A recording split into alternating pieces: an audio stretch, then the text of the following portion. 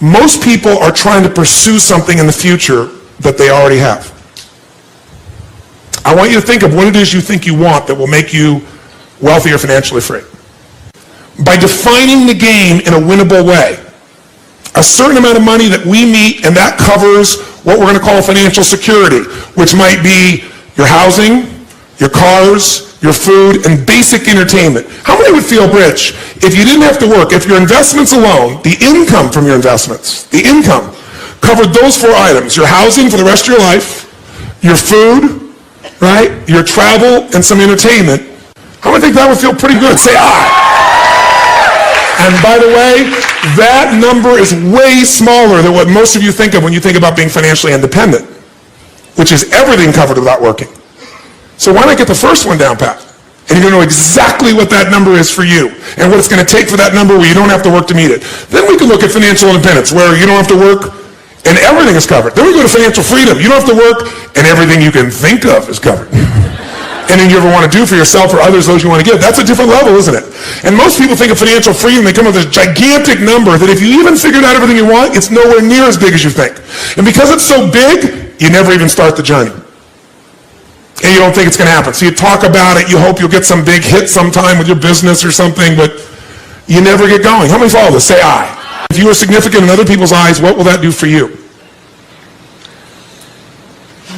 Well, you know, it was in my eyes, somebody that I would look, somebody that, but when you know, you get, an example. But when you get there, you won't look to yourself anymore. When you get there, you'll just be at a different level, and then you'll be trying to figure some other level of what you need to get to so you would respect yourself. That's a good point. He always makes good points. You notice that? So what you're doing is, here's the game you're playing, and I want all of you to hear this. No amount of money will ever make you wealthy. Because as soon as you get there, you will raise the game. Now here's what's great about that. To continue growing in all areas of life. If you could grow emotionally, should you? Yes or no? Yes. If you could give more, should you? Yes or no? Yes. If you grow intellectually, should you? Yes. If you could give more love, should you? Yes. If you could grow more financially, should you? Yes, because growth is life. But having to grow in order to feel significant enough means you will always be poor. It's a game that never ends. Let's talk about money now, not wealth. What does it take mechanically to get this thing called financial independence? And what is financial independence as opposed to wealth? Wealth is a product of the mind. Again, no amount of money you ever achieve will make you wealthy. Financial independence means you never have to work again in order to live your life. That when you do work, you're doing it because you really want to, not because you have to. And how many are committed to not only being wealthy, but also financially independent? Say aye. How do we get there? Let me give you the lesson how to get there. It is so simple that when I tell you, you're going to go, well, thank you for the breakthrough thought. But even though you may know this intellectually, whether you're sophisticated or not, you probably know this. The formula for financial independence is so simple. And you can't achieve financial abundance unless you really learn to apply this, not just in a concept in your head, but consistently in your life. And that formula is simple. Spend less than you what? You know, thank you for the breakthrough thought, Tony. But is this what most people do, yes or no? No. What do most people spend? More than they earn. There's no way around this. No matter how much money you have, if you spend more than you earn, you got a challenge. So there's no way to be financially free, financially independent without spending less than you earn. And what do you got to do with what you don't spend? You got to invest the difference. Because what I want to show you right now is how do you build what everybody should own. Every one of you should leave here with your own personal money machine. You want to create a money machine. A machine that while you're sleeping is making you money. Right? So you're no longer trading the most valuable resource you have in life, your time, for money. You want to trade money for money. You want money to go to work. You want to put that money to work for you so while you're sleeping it's making a difference. You want to create a machine. And that machine you want to create is something that you want to be able to feed you at some stage where you don't have to work. That's what the money machine is. The second secret to this is you got to reinvest. How many of you have ever made a big hit in your investments and went, oh my God, that's so cool, and took the money and spent it on something? Raise your hand, say aye. Come on, say aye. I know you all, anybody who's invested has done this. If you got a big hit, you go, oh, this is it. Nothing wrong with that, but you got to make sure significant about that. You reinvest your returns so you get compounded what? Compounded growth is the most basic principle in the world. We all know it intellectually. But are you emotionally associated enough that you're really utilizing it to its maximum capability? If you don't, you're not going to get financially free. You will never get financially independent by your earnings alone. Every one of you in this room is going to lose money. Every one of you. There's no way. The person I work with, one of the top financial traders in the history of the world, top 10 in the history of the world, is not even right half the time.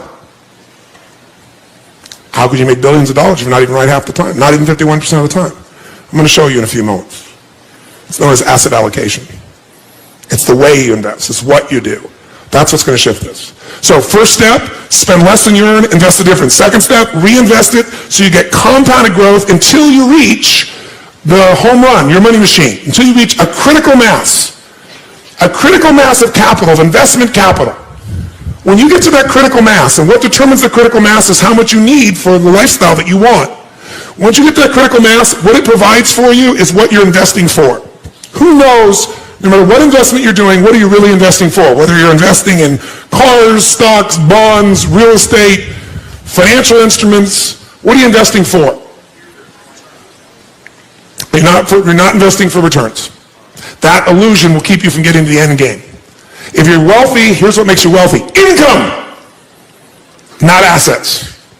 Assets you can buy, and assets change in value all the time. You need income. This is the only reason to invest. You invest for one reason, so you have an income for life without working. And to do that, you got to build a critical mass of capital, that the interest on it alone will give you that income, and you can have the life you want without working. And the only way to do that is do those first two steps. Spend less than you earn, invest it, reinvest it till you hit that critical mass. Now, how to do that is actually a lot simpler than you think. We make things more complex than it really is. You got to think of this as your target. In order to achieve what you want, where you have a money machine, here's what you must do. You must pick out a minimum financial goal for yourself. Even to achieve your minimum financial goal, you got to pick out a specific amount of money that you're going to invest every month, every year, no matter what. A specific percentage of your income. If you don't do that, forget the rest of this course. It's a waste of your time. Because you're going to make a bunch of money, but you won't be practicing the fundamentals, and eventually you'll make a mistake and you'll lose it. Let me tell you another secret to life. If you do the right thing at the wrong time, you get pain. If you plant in the winter, I don't care how hard you work. I don't care if you work day and night and you work to the bone and you plant your seeds in the middle of the winter. What's going to happen when fall comes? Are you going to be rewarded, yes or no? No. So if you don't understand that the seasons are changing, you're in trouble. What is asset allocation? It means out of the money you have to invest, we're going to create 3 buckets. Really simple way of thinking of this from now on. The first bucket is the security bucket. When you think about investing, think of 2 types of investments. There are fixed income investments, and most of you are clear what this means. What does it mean when it's a fixed income investment? Who knows? What does that mean? You got a guaranteed rate of return, assuming they deliver. And anyone cannot deliver, including the U.S. government. They haven't not delivered, but they could. Is there risk in any investment? Yes or no? So just ratios of risk. And as we know, no risk, no reward. So if you don't invest, you're going to lose if you invest at times. But if you don't invest, you've already lost and you can never win, never have a money machine, never be financially free. The second type of investment that you can make, and helps you understand what you're going to do, is something that's going to be growth-driven. And growth investments are investments where you probably have a much greater potential for growth, which means you get a greater return if you're successful. But if you're not successful, do you have a guaranteed rate of return, yes or no? No. So in a growth investment, you have the potential of greater return, but also greater loss. The security bucket is where you want to put investments that are secure by their nature. Because they're secure, is this going to give you a huge compounded return per year, yes or no? But can it give you a huge compounded return even if the number is small if you do it long enough, yes or no? So what we want to do is your first investments have to be in your security bucket, and everybody wants to do the opposite. Okay. The question then becomes, what percentage you put in your security bucket, what goes in there? Well, here's some things that go in there. If you don't have at least 2 to 6 months worth of cash that covers your overhead, you're in deep trouble. The first step to getting financially secure, not financially independent, is to make sure you got enough cash that if something happens, you can go for 6 months. You got the freedom. What else might you put in there? Types of investments. An IRA goes in here, right? Pretty secure. Insurance. Now, insurance is protecting you. That's part of security. What else could go in there? Your home. Don't think of your home as an investment, Because for most of you, you're eventually not going to sell that home and eat it. You're not going to sell your home and get income off it. Now, some of you may be. You made a stage of life where you're accumulating the same homes, and eventually you're going to sell and buy a smaller home and take that critical mass that came from selling the big home, and it's going to take care of you for life. If you're doing that, great. But the place to think about your home in terms of leverage, put it in your security bucket. How many agree with me on this, by the way? Say aye. Because, by the way, if you don't have a home, you're going to be really stressed out. Right? So I got to think of my growth outside my home, really. Think of your compound interest outside your home. Your home may be a bonus for you. And fixed income investments all fit in this category. Now, what's the second bucket? Second bucket is growth. 2 ways you're going to learn about growth. The buy and hold strategy, which is the strategy of an owner.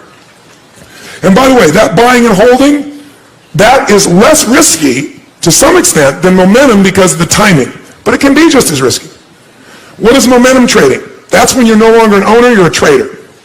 A financial trader, everybody's a financial trader. Most of you are trading time for your money. Here you're trading money for money. Here what you're looking at is you're seeing movement in prices.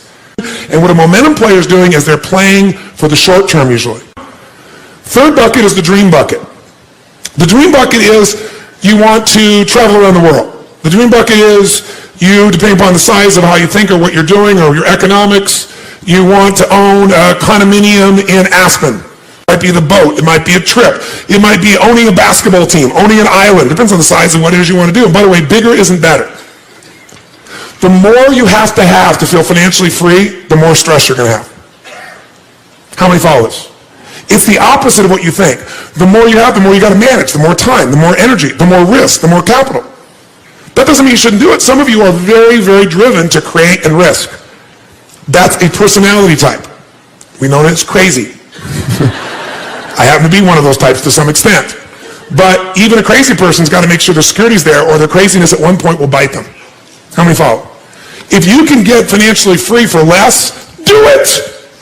Be wealthy now and get financially free quicker. And then lock in, you won. And then keep that stuff in your security bucket. And if you want to play a bigger game now, you've already won, and everything you're playing now, that's where the house is money. You can go for something bigger, and if it doesn't work out, you're still handled. Your security, what you're here for, is totally free. How many follow what I'm talking about here? Say aye.